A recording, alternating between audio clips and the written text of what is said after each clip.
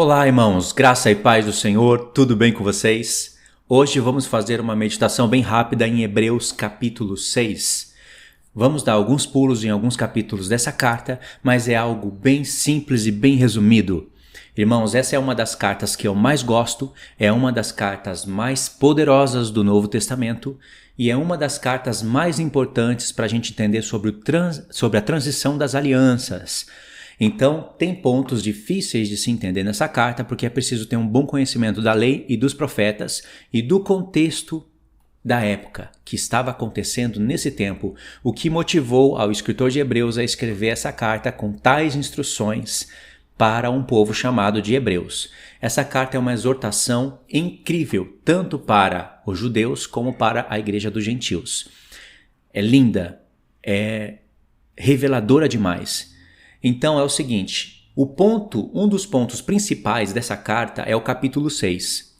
Se você entender errado o que está escrito aqui nessa carta, nesse ponto, provavelmente você está perdendo muitas coisas dessa carta. Você está perdendo muitas instruções. Não significa que você está entendendo tudo errado, mas significa que você está entendendo boa parte dela de maneira errada e não está penetrando a mente do escritor de Hebreus e entendendo tais afirmações. Eu vou ler o texto para vocês aqui com cuidado e vocês têm que entender isso da maneira correta. Isso daqui é instrução ótima para nós, ótima para a nossa vida cristã, tanto para a vida prática como para a parte escatológica. Hoje eu não vou ficar muito na parte escatológica, vou direto para a parte mais prática da vida, né? Então, diz assim, Hebreus capítulo 6, verso 1 até o 4. Vamos ler até o 9. Diz assim: Por isso, pondo de parte os princípios elementares da doutrina de Cristo, deixamo-nos levar para o que é perfeito, não lançando de novo a base do arrependimento de obras mortas e da fé em Deus, o ensino dos batismos, a imposição de mãos, da ressurreição dos mortos e do juízo eterno. E isso faremos, se Deus permitir. Olha que texto já difícil, né? Meio confuso. O que ele está querendo dizer com isso? Ele está dizendo aqui que é para a gente pôr de parte os princípios elementares da doutrina de Cristo, ou seja, deixa isso um pouco de lado. E vamos para o que é perfeito, é a palavra-chave. Aí diz, não lançando de novo a base do arrependimento de, conta comigo, 1. Obras mortas. 2. Fé em Deus. 3. Ensino de batismos. 4. Imposição de mãos. 5. Ressurreição dos mortos. 6. Juízo eterno. 6 coisas. E ele diz, e isso faremos se Deus permitir. Irmãos, só no verso 3 eu vou dizer o que a maioria das pessoas entendem. O que eu vejo, a maioria. E está errado, segundo o meu entendimento. Você coloca a prova. Medita nisso. As pessoas entendem assim. Vamos deixar os princípios elementares da doutrina de Cristo e vamos para o que é perfeito. Aí eles entendem que os princípios elementares da doutrina de Cristo é isso daqui. Arrependimento de obras mortas, fé em Deus, ensino de batismos, a imposição de mãos, ressurreição dos mortos e juízo eterno. Aí eles pensam que essas 6 coisas são apenas os princípios elementares da doutrina de Cristo. Nós temos que ir para o que é perfeito. Irmãos, jamais isso pode ser assim. E eu vou explicar para vocês. As pessoas que afirmam isso é porque não estão entendendo o conteúdo principal da carta. Irmãos, todas essas coisas que nós lemos, essas 6 coisas, elas são coisas perfeitas que diz respeito a poderes da nova aliança. Por exemplo, como que você prega o evangelho hoje em dia? O evangelho da nova aliança, que no capítulo 7, o escritor de Hebreus vai falar que é perfeita. A antiga aliança é imperfeita e a nova aliança é perfeita. Quer verificar isso antes da gente continuar a meditação? Verso 11, o escritor de Hebreus está contrastando 2 sacerdócios, o sacerdócio de Arão com o sacerdócio de Melquisedeque.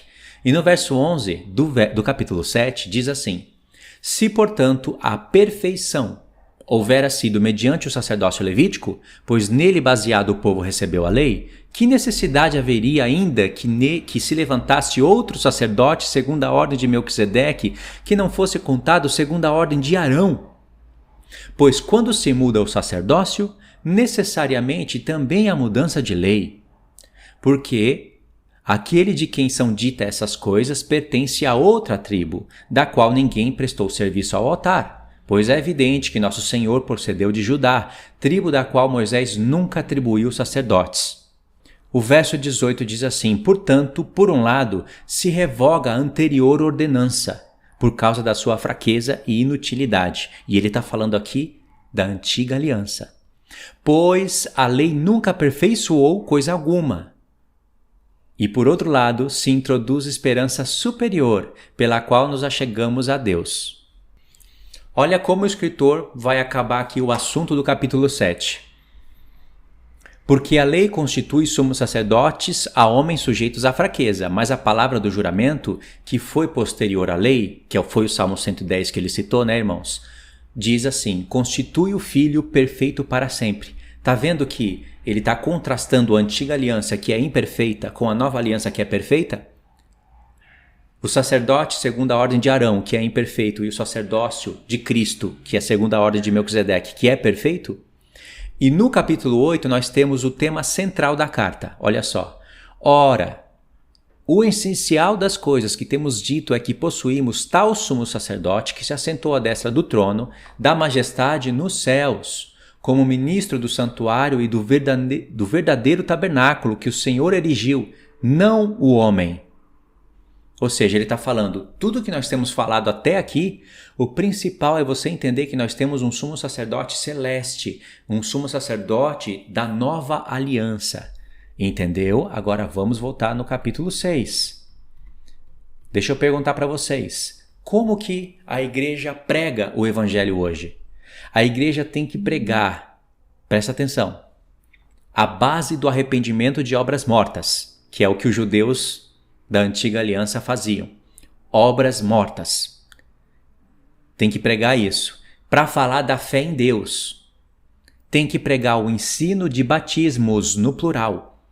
Paulo fala que existe um só batismo, uma só fé, um só Senhor, mas o único batismo que ele está ali falando é um assunto que não dá para abrir agora parêntese para explicar. Batismos no plural é porque tem o batismo no fogo, tem o batismo na água, né? Que é o que a igreja tem que fazer.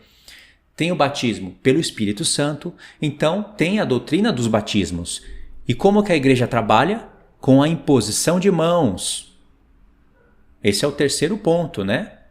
Não, é o quarto ou quinto ponto. Obras mortas, fé em Deus, ensino de batismos, imposição de mãos. É o quarto ponto. A igreja trabalha transferindo dons.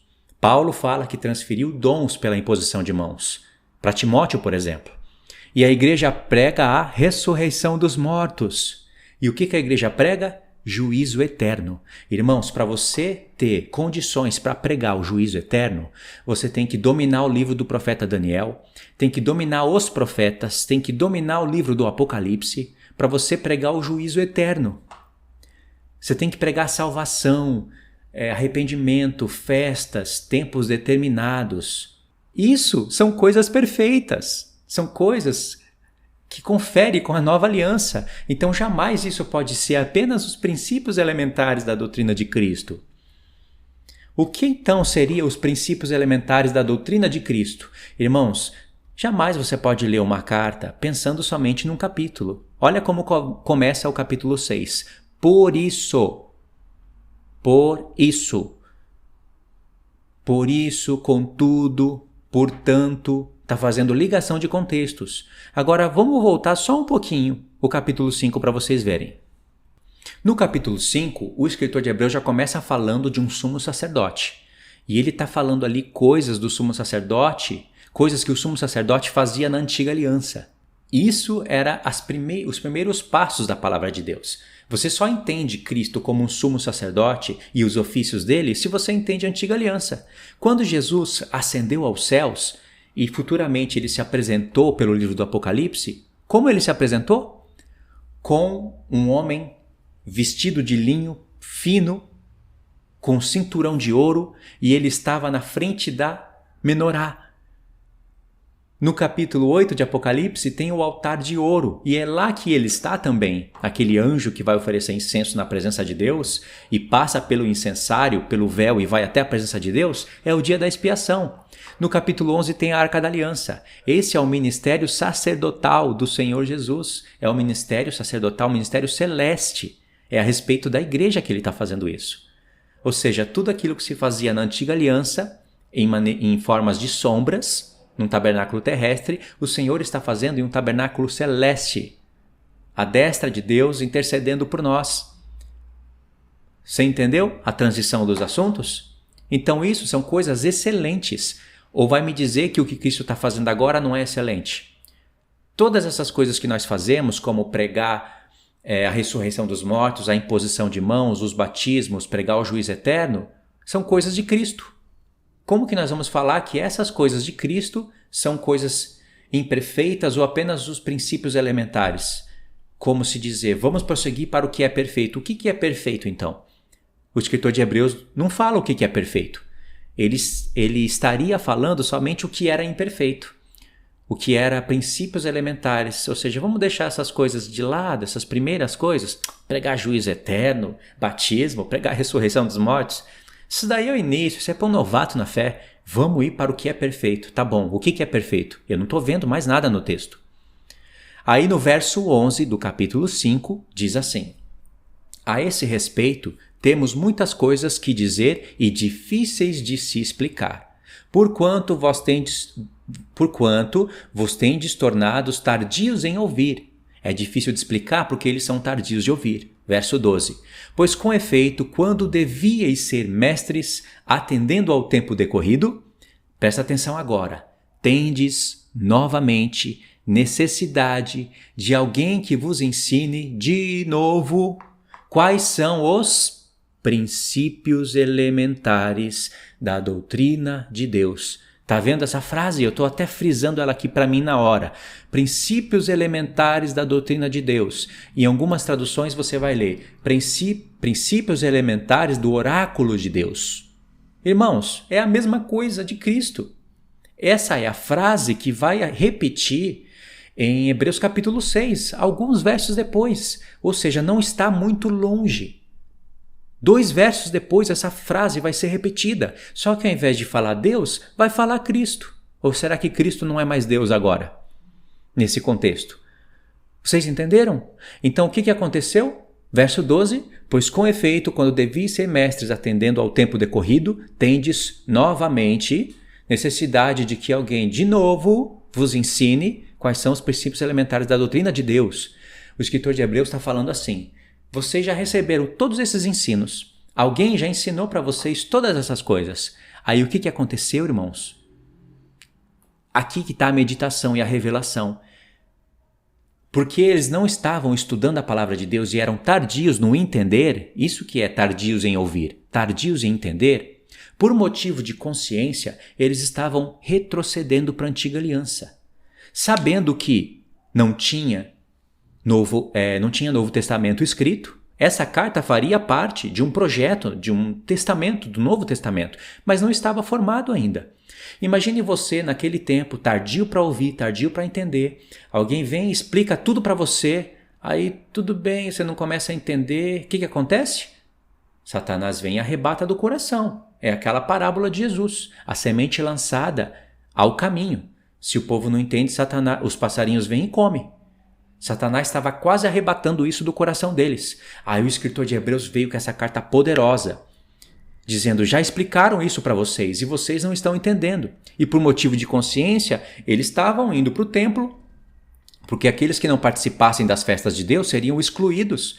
Deus falou que iria contra aquele que não se humilhasse no dia da expiação. Deus falou: eu mesmo vou contra essa pessoa e vou eliminar ela do povo. Só que, irmãos, agora nós estamos em uma outra era.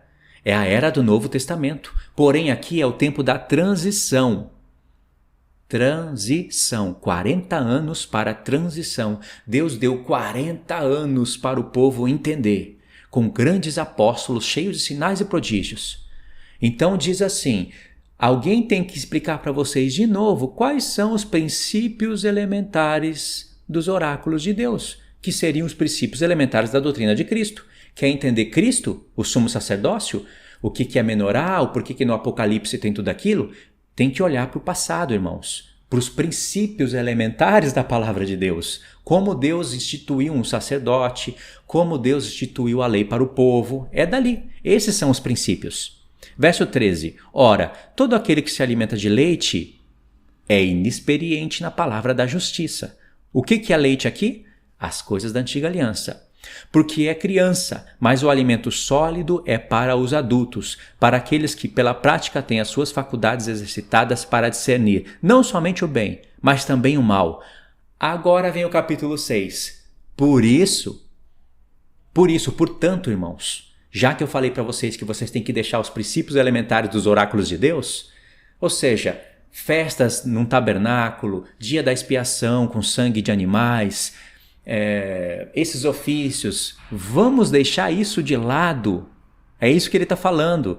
Por isso, pondo de parte os princípios elementares da doutrina de Cristo, que são as coisas da antiga aliança, deixemos-nos levar para o que é perfeito. O que é perfeito? Justamente aqueles 6 pontos que as pessoas dizem que serão os princípios elementares da doutrina de Cristo. Justamente esse é o ponto perfeito. E aqui é perfeito mesmo porque não fica a ponta solta. Não lançando de novo a base do arrependimento de obras mortas e da fé em Deus, ou seja, eles lançaram fora isso. Lembra que ele falou no capítulo 5? Alguém tem que explicar de novo. Então, já que eu estou explicando, não lance de novo isso fora, senão vocês vão voltar para a antiga aliança. Aí ele fala: obras mortas, fé em Deus, ensino de batismos, imposição das mãos, ou seja, vamos constituir ministros, presbíteros, mestres, evangelistas. É com imposição de mãos que isso acontece. E isso é perfeito. Isso são as coisas que se referem a poderes do mundo vindouro. Ressurreição dos mortos, se fala de mundo vindouro e do juízo eterno. E isso faremos se Deus permitir. Fechou? Quais são os princípios elementares da doutrina de Cristo que devem ficar de lado? As coisas da antiga aliança. Vamos prosseguir para o que é perfeito. O que é perfeito? As coisas que nos levam à vinda de Cristo, que constitui presbíteros, pastores, evangelistas, que fundamentam igrejas, transferências de dons espirituais. Tudo isso é perfeito. Aí no verso 4, presta atenção. É impossível, pois, que aqueles que uma vez foram iluminados e provaram o dom celestial e se tornaram participantes do Espírito Santo e provaram da boa palavra de Deus e dos poderes do mundo vindouro, que eu vou explicar para vocês o que é, e caíram. Sim, é impossível outra vez renová-los para o arrependimento, visto que de novo estão crucificando para si mesmos o Filho de Deus e expondo a ignomínia. Irmãos, o que aconteceria se não houvesse essa carta e se não houvesse quem explicasse de novo os princípios elementares da doutrina de Cristo e contrastasse com as coisas da nova aliança? Eles iriam apostatar da fé. E apostatando da fé, eles iriam estar como aqueles que crucificam a Cristo outra vez.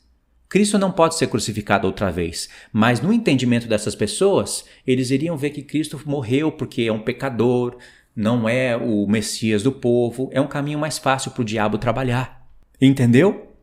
Aí no verso 7, o escritor de Hebreus continua dizendo: porque a terra que absorve a chuva, que frequentemente cai sobre ela e produz erva útil para aqueles por quem também é cultivada, recebe bênção de Deus. Quem que é a terra aqui? A terra é o povo. Aqueles que cultivam a terra, por exemplo, era o escritor de Hebreus, os apóstolos. A semente é a palavra, a chuva é o derramamento do Espírito Santo. Então, se essa terra bebe a chuva e produz fruto bom, isso é bênção de Deus. Mas se produz espinhos e abrolhos, que seria o caminho da apostasia que eles já estavam pondo o pé para caminhar, se essa terra produz espinhos e abrolhos, é rejeitada e perto está da maldição, e o seu fim é ser queimada. Aqui é juízo vindouro, queimada. Pode ver que houve a explicação, né? Ele já está explicando, ó. É impossível, no verso 4 de novo, É impossível, pois, que aqueles que uma vez foram iluminados e provaram o dom celestial e tornaram-se participantes do Espírito Santo, essa é a chuva, e provaram da boa palavra de Deus, a semente, e os poderes do mundo vindouro e caíram, é impossível renová-los para arrependimento. Aí ele fala, porque a terra que absorve a chuva que frequentemente cai sobre ela e produz erva útil, irmãos, é a linguagem das festas aqui. Eles têm que ser trabalhados pelos apóstolos e serem colhidos como primícias para Deus. Deus quer frutos bons. Agora, se da terra sair, do coração deles, começa a sair espinhos e abrolhos, que é a rejeição das coisas da nova aliança, o fim dela é ser queimada. Mas olha o verso 9. Quanto a vós outros, todavia, ó amados, estamos persuadidos das coisas que são melhores e pertencentes à salvação. Quais são as coisas pertencentes à salvação? Aquelas 6 coisas: imposição de mãos, pregar o juízo eterno, a ressurreição dos mortos. Como é que você vai fundamentar a ressurreição dos mortos se não for pelas Escrituras? Olha lá em 1 Coríntios 15, Paulo pregando a ressurreição dos mortos. Ele usa as festas. Ele não usa só o testemunho dos apóstolos que viram a Cristo e depois Cristo apareceu para 500 e por fim apareceu para mim como um nascido fora de tempo. Ele não usa só esses argumentos. Ele usa as festas para provar, trombetas, expiação. E aqui ele está falando de vós, nós esperamos outras coisas, irmãos, coisas que são pertencentes à salvação. Ou seja, comece então a ir para o que é perfeito. Vamos começar a pregar as obras mortas, deixar isso de lado, vamos pregar a fé em Deus, vamos pregar os batismos, vamos realizar a imposição de mãos, transferir dons, vamos pregar a ressurreição de mortos e o juízo eterno. Isso é perfeito, porque nos conduz à ressurreição. Ainda que falamos desta maneira, ou seja, aqui quando ele diz ainda que falamos desta maneira, é uma repreensão severa, tipo assim, produziu espinhos e abrolhos, a terra vai ser queimada e lançada no fogo. Mas eu espero de vocês outras coisas. Ainda que nós falamos assim, de maneira severa. Verso 10. Porque Deus não é injusto para ficar esquecido do vosso trabalho e do amor que evidenciaste para o seu nome, pois servistes e ainda servis aos santos. Significa que, embora eles estavam atrasados no entendimento e retrocedendo para a antiga aliança, eles estavam fazendo obras boas. O coração deles não eram ruins, só estavam faltando o entendimento. Mas se eles continuassem assim, essas obras boas não poderiam salvar eles. Mas Deus é justo, ele não esqueceu dessas coisas e eles ainda estavam servindo os santos. Então o escritor de Hebreus falou isso: Deus não é injusto para esquecer o que vocês estão fazendo. Verso 11. Desejamos, porém, que continue cada um de vós mostrando até o fim a mesma diligência para a plena certeza da esperança, para que não vos torneis indolentes, mas imitadores daqueles que, pela fé e pela longanimidade, herdam as promessas. Por que vocês acham que no capítulo 9 o escritor de Hebreus vai falar especificamente do dia da expiação? Por quê, irmãos? Pode ver lá, ele vai falar do primeiro tabernáculo, do segundo, que o sumo sacerdote poderia entrar uma só vez por ano. Aí depois ele explica falando, Cristo não entrou no santuário terrestre, irmãos, como vocês estão vendo agora. Cristo entrou no santuário celeste. Olha como ele acaba o capítulo 8. No verso 1 ele falou, tudo que nós estamos falando de mais importante é vocês entenderem isso, que Cristo é o sumo sacerdote que está sentado à destra de Deus.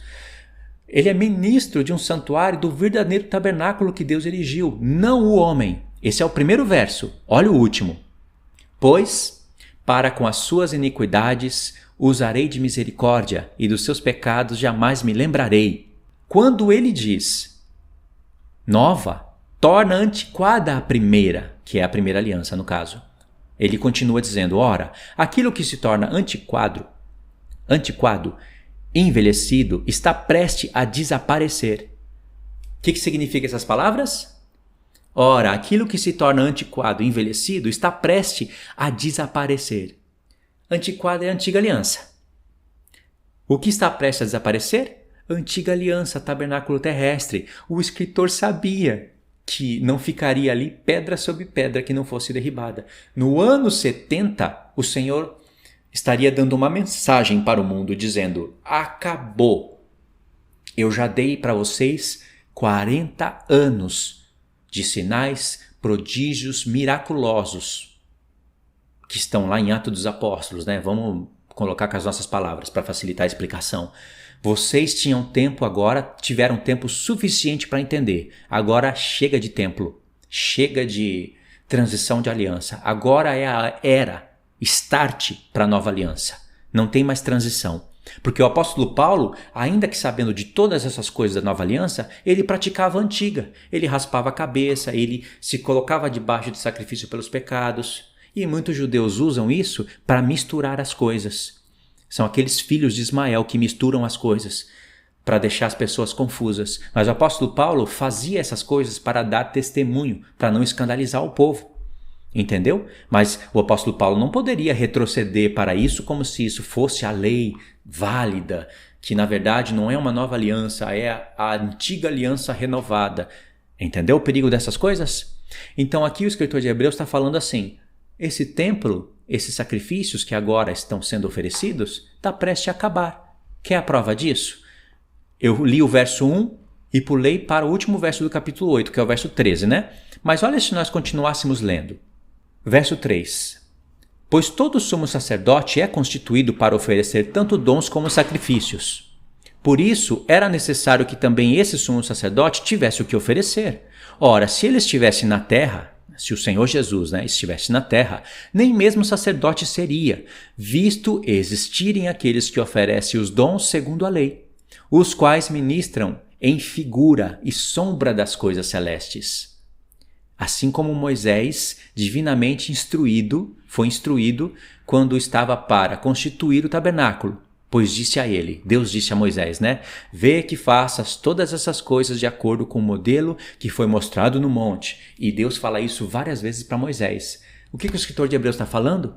Se o nosso Senhor Jesus estivesse aqui agora, irmãos, ele nem poderia ser sacerdote, ele é da tribo de Judá. Os sacerdotes são da tribo de Levi, da linhagem de Arão. E agora as coisas que estão sendo ministradas são como figuras. Eu estou propondo para vocês a realidade. Ou seja, as figuras são os princípios elementares da doutrina de Deus, da doutrina de Cristo. As coisas perfeitas que eu quero que vocês caminhem são as coisas da nova aliança. Agora, irmãos, voltando no capítulo 6, que eu acredito que vocês conseguiram entender, você vai ver aqui uma frase que diz poderes do mundo vindouro. Olha que palavra poderosa. Verso 4. É impossível, pois, que aqueles que uma vez foram iluminados e provaram o dom celestial e se tornaram participantes do Espírito Santo e provaram da boa palavra de Deus e dos poderes do mundo vindouro. O que é esse mundo vindouro? O escritor de Hebreus fala desse mundo vindouro no capítulo 4. Pode pesquisar isso aí. Eu não vou ir lá para não alongar demais o estudo. E ele conecta o mundo vindouro a um Shabat. É a única vez que essa palavra Shabbaton aparece no Novo Testamento no grego. E ele está falando do 7º dia da criação. Ou seja, é um caminho mais fácil para entender que aquele 7º dia da criação é o mundo vindouro. Ou seja, o reino milenar. A festa dos tabernáculos é um caminho mais prático. E ele já começou a falar do mundo vindouro no capítulo 4. E aqui ele fala que existe poderes do mundo vindouro. Que coisa maravilhosa, irmãos. Da onde ele entendeu isso? Se você lê Isaías, Jeremias, Ezequiel principalmente, Zacarias, que fica aí quase que em segundo lugar, você vai ver os poderes do mundo vindouro. Todas essas coisas que nós ministramos aqui, como sacerdotes do Senhor, ainda que fazemos as realidades da antiga aliança, se comparar com o reino de Cristo, ainda nós estamos fazendo uma sombra. Ou seja, nós saímos da sombra, estamos agora em uma realidade, mas vamos planificar essa realidade no milênio. Ou seja, Deus prometeu que nós fôssemos reis e sacerdotes. E nós não somos reis, nós somos sacerdotes ainda limitados. Agora, no milênio, os vencedores serão reis e sacerdotes e farão poderes incríveis nas nações. O escritor de Hebreus, eu tenho certeza absoluta que ele leu Ezequiel do 40 ao 48 e entendeu aquele sacerdócio terrestre rebaixado segundo a ordem de Zadok, e entendeu o sacerdote celeste segundo a ordem de Melquisedeque, e viu que a igreja vai estar exercendo poderes incríveis sobre a terra, mas são poderes pertencentes ao mundo vindouro. Só que o Senhor, ele antecede isso.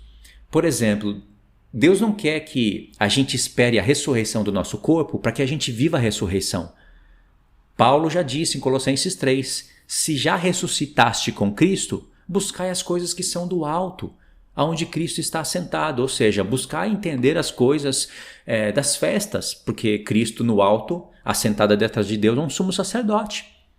Vamos buscar essas coisas, mas a ressurreição literal do corpo ainda não havia acontecido, mas o espírito da ressurreição já está na gente, então Deus antecede essas coisas, para que a gente prove dos poderes do mundo vindouro, para que você saiba e entenda que realmente vale a pena lutar para entrar no reino de Cristo como um sacerdote celeste.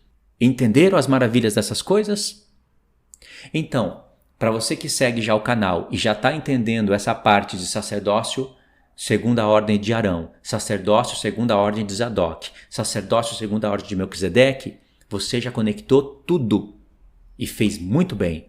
Agora, se você não acompanha o canal, ficou meio perdido nisso, eu vou deixar para vocês aí no comentário fixo, na descrição, a playlist desses assuntos, porque são assuntos extraordinários. E para finalizar, aqui em Hebreus capítulo 10, tem 2 pontos importantes para vocês verem que é isso mesmo, a instrução do capítulo 6. Na verdade, da carta toda.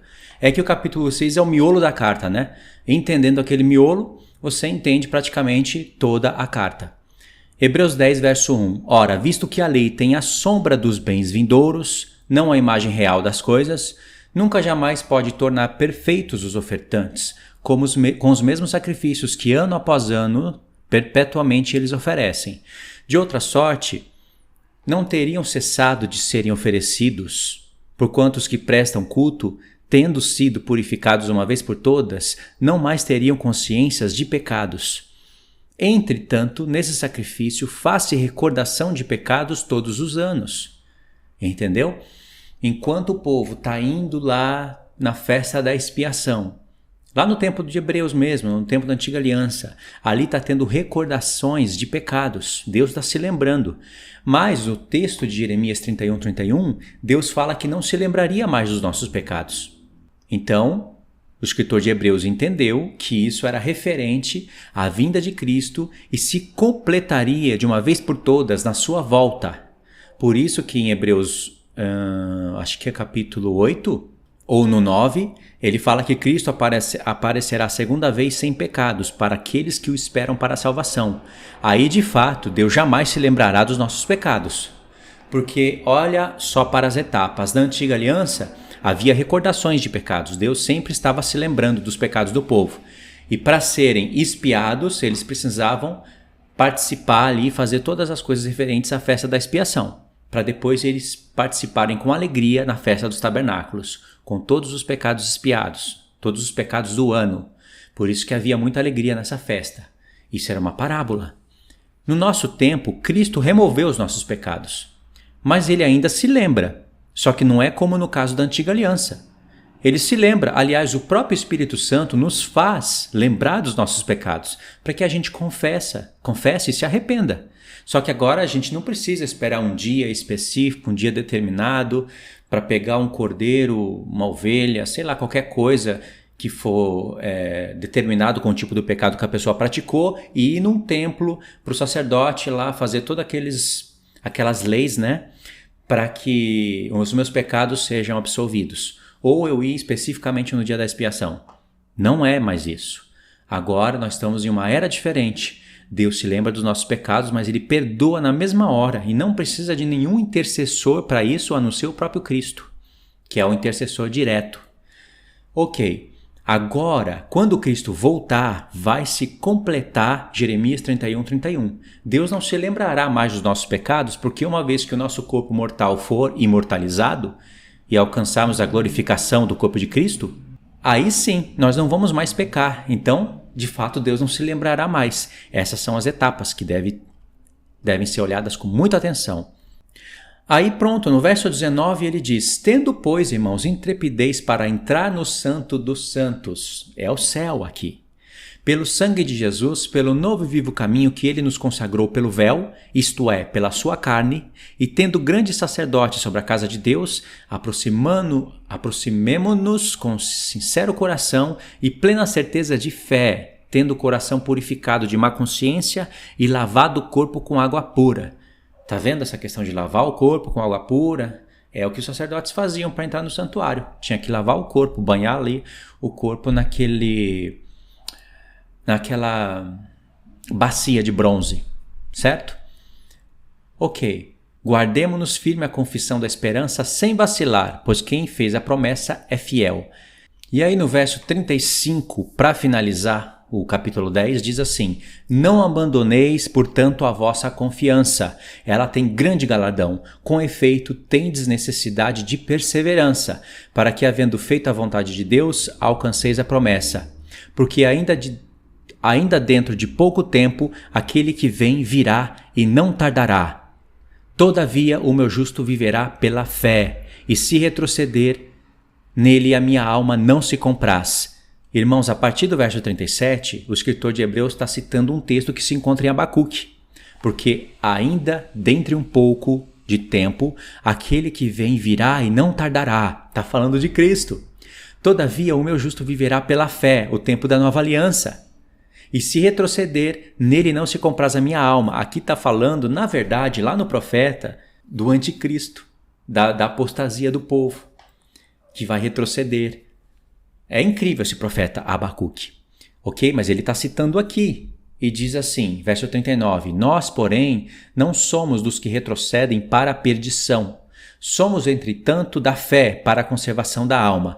O verso 39 aqui bate exatamente com Hebreus 6. Não podemos retroceder, no caso aqui, para a antiga aliança, mas sim avançar para a fé, na fé para a conservação da alma. Então vocês aprenderam aqui quais são as coisas que eram princípios elementares da doutrina de Deus, dos oráculos de Deus, da doutrina de Cristo. É a mesma coisa, e vocês aprenderam quais são as coisas perfeitas. As coisas perfeitas são exatamente aqueles 6 pontos que são manifestações dos poderes da nova aliança. São os poderes do mundo vindouro, que seriam somente possíveis da igreja realizar depois do sacrifício de Cristo. Ok? Então hoje você prega, se você participou de imposição de mãos, ou você impõe as mãos, fazendo transferência de dons, administrando, constituindo presbítero no povo, na verdade, esse é um dom que nós não estamos exercendo ainda hoje, né? Por causa da decadência da igreja. Hoje ninguém quer saber de ir para um lugar chamado de igreja, de templo, porque ali os pastores estão obedecendo leis humanas, não estão estudando a palavra, estão fundamentando doutrina humana e ninguém quer estar debaixo disso. Mas na verdade a vontade de Deus era que nós estivéssemos exercendo essas coisas, que era para eu estar impondo as mãos na cabeça das pessoas e transferindo dons, mas segundo a palavra de Deus, não segundo o movimento humano. Não constituindo pela vontade da carne pastores, constituindo presbíteros e segundo a lei humana, que isso daí eu já estou cansado de ver, já cansei de participar disso. Um monte de gente pôs a mão na minha cabeça e à toa, não fizeram nada, porque era tudo coisa humana. Quem me constituiu ministro da pregação do evangelho da palavra de Deus foi o próprio Senhor Jesus. Foi assim que ele fez, já que a obra dele, né, está em decadência, essa constituição de igrejas, as coisas que estão escritas na palavra de Deus estão em decadência. E tem pastores que hoje querem defender a todo custo, só porque eles têm o título de pastor, querem defender as coisas erradas que acontecem nos templos. E nós não podemos admitir isso de maneira nenhuma. Tem que ser submisso ao sumo pastor. Se o sumo pastor te levar em um lugar onde a palavra dele é ensinada e obedecida, aí você esteja debaixo dessa autoridade. Se o sumo pastor não fizer isso com você, não faça, para você não ser achado obediente a leis de homens, tá certo? Então, ok, era para a gente estar fazendo isso hoje. Eu sei que dons foram transferidos para mim, porque nem todo mundo que colocou a mão na minha cabeça fez coisa da carne. Foi sim algo pelo Espírito, porque algumas coisas se cumpriram, certo? E é aqui que se entende o que o escritor de Hebreus fala, É assim que se entende o que o escritor de Hebreus fala dentro desse capítulo, que não é para deixar de congregar, como é costume de alguns. O escritor de Hebreus não está falando que é para você ir para um lugar à força, só para você tomar a Santa Ceia e ficar ali ouvindo as mesmas coisas evangelísticas que era para um novato na fé estar ouvindo. O escritor de Hebreus não está dando essa instrução. Ele está falando que as pessoas que deixam de congregar aqui são as pessoas que estavam indo para a antiga aliança, deixando de congregar. Isso pode ser nos lares, isso pode ser entre irmãos. Não era para fazer isso. Ele não está falando que você tem que procurar uma igreja à força e ir para lá para se cumprir esse tipo de instrução. Tá vendo? É outro texto tirado do seu próprio contexto. Porque logo em seguida, ele fala que esses que deixam de congregar, o que eles fazem? Eles causam dano ao sacrifício de Cristo. Deixa eu procurar o texto aqui para vocês verem como é realmente um texto totalmente fora do contexto. Verso 23. Guardemos firmes a confissão da esperança sem vacilar, pois quem fez a promessa é fiel. Consideremo-nos também uns aos outros para nos estimularmos ao amor e às boas obras. Não deixemos de congregar-nos, como é costume de alguns. Antes façamos admoestações, tanto mais quando vedes que o dia se aproxima. Aí a pessoa lê somente esse texto e fala, olha só, tem muitas pessoas deixando de congregar, são os desigrejados e eles acham que eles sozinhos são a igreja, e na igreja, na verdade, você sozinho não é igreja, você tem que fazer parte do corpo de Cristo. Amém, irmãos? Então venham para cá, entregam os seus dízimos. É isso que eles querem. É isso, na verdade, que eles querem. Mas no verso 26 diz, porque se vivemos deliberadamente em pecado, depois de termos recebido pleno conhecimento da verdade, já não resta sacrifício pelos pecados. Pelo contrário, certa expectação horrível de juízo e vingador preste a consumir os adversários. O que o escritor de Hebreus está falando aqui? Um ensino, uma instrução baseada no contexto daquela época. Por exemplo, a pessoa deixa de olhar agora para as coisas da nova aliança, não está entendendo que Cristo é o sumo sacerdote e aí retrocede para a antiga aliança e começa a pôr a sua vida nas mãos de um sacerdote terrestre, que às vezes até mesmo abandonou a Cristo. E aí essa pessoa acaba apostatando da fé e aí já não resta sacrifício pelos pecados, porque Jesus já fez o sacrifício. Resta então a vingança do Senhor, porque o caminho dessa pessoa é a apostasia. Vê que isso está ligado a não deixar de congregar. Todas as pessoas que deixam de ir para um templo, elas estão causando agravo ao sacrifício de Cristo? Não estão. Olha só, verso 28. Sem misericórdia morre pelo depoimento de 2 ou 3 testemunhas quem tiver rejeitado a lei de Moisés. Por que ele está se importando aqui com a lei de Moisés? Porque era justamente o que o povo estava fazendo. Nós temos que obedecer a Moisés. Entenderam Cristo, sim, o tempo foi passando, eles foram deixando de lado e voltaram para a antiga aliança. Verso 29. De quanto mais severo castigo julgais vós, será considerado digno aquele que calcou os pés ao Filho de Deus e profanou o sangue da aliança com o qual foi santificado e ultrajou o Espírito da graça. Tá vendo? Isso está relacionado com deixar de congregar, mas o deixar de congregar naquela época não é como se vê nos dias de hoje. Eu sei que tem pessoas hoje que deixam de congregar porque elas veem, sim, erros nos templos, em tudo, né? Tá tudo errado. Não vou falar que tá tudo certo porque não tá. Tá praticamente tudo errado. Aí elas deixam de congregar e abandonam ali as coisas que elas estavam acostumadas a fazer e aí de repente elas vão para o mundão. Ou seja, aí depois de um tempo elas não estão nem mais na igreja e nem mais em nenhum outro lugar, abandonou a Deus. É claro que isso acontece. Eu posso pegar esse ensino e usar para esse ponto também, mas sem anular o ensino verdadeiro. Senão eu vou achar que o escritor de Hebreus está falando unicamente isso. E aí eu pego os textos, começo a usar eles fora de contexto e começo a usar isso contra as pessoas que não congregam. Então a pessoa fala, qual é o seu pastor? Qual é a sua autoridade? Qual é a congregação que você está? Se você não tem nenhum nome para dar, a pessoa fala, então você é um rebelde. É o que falam muitas vezes para mim. Você é um rebelde, não está debaixo de autoridade nenhuma. Quem constituiu você? Você é o quê? É isso? Não, tem algum pastor? Qual é o nome dele? Não tem nada, então você é rebelde. Isso que as pessoas de visão tenebrosa falam, esses são os religiosos. E pegam textos isolados para ficarem acusando você disso. Compreendeu, irmãos? Então, essa é a importância de você entender esses pontos da carta de Hebreus e principalmente Hebreus 6, porque tais pessoas também vão em Hebreus 6 e explicam dessa maneira, da maneira errada. Tipo, vamos deixar todas essas coisas, esses princípios elementares da doutrina de Cristo e vamos para o que é perfeito, irmãos. E eles nunca explicam o que é perfeito. Eles só falam o que é princípio elementar, né? As coisas para os novatos. Então, os novatos estão impondo as mãos, né? Os princípios elementares são os novatos na fé. Os princípios elementares são as primeiras coisas do evangelho, que são para os novatos, né? As pessoas mais maduras vão para o que é perfeito. Então, os princípios elementares, pôr as mãos, pregar juízo vindouro, ressurreição, seria tudo coisa primária na mente deles. E vamos para o que é perfeito.